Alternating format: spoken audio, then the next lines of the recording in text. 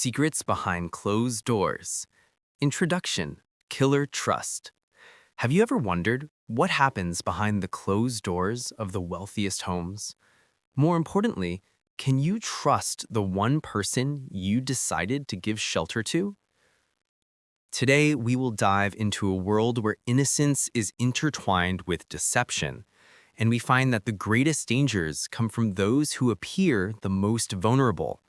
Get ready for a story that will make you question the intentions of everyone you meet, proving that no one is completely innocent, especially when survival is at stake. Housemaid. Imagine yourself as someone with nothing, who finds their only chance for salvation in a job as a live-in maid for a family that is seemingly wealthy and perfect. That is the beginning. But soon, you discover that the glamorous life of this family is nothing but a facade. The wife seems volatile and unstable, while the handsome husband showers you with attention and sympathy. Doubts begin to creep in. Is the wife the problem? Or is there something deeper and more sinister happening in this luxurious home? The matter doesn't stop at mistreatment. It extends to a secret upstairs room, tightly locked, as if someone had been held captive inside. The maid begins to notice signs of danger and realizes she has become part of a complex psychological game. And here comes the astonishing twist that will change everything you thought you knew. Suddenly, the roles of victim and executioner are reversed, and you discover that the one you thought was innocent is the true devil. Intruder. Elsewhere, far from the city lights, another protagonist lives completely isolated in an old cabin in the middle of the woods. She is running from a past she doesn't want anyone to know about. The rain pours heavily and the storm intensifies, creating a wall of isolation.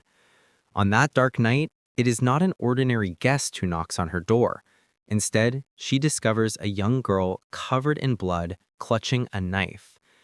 Should you help someone who seems innocent but carries all the signs of danger?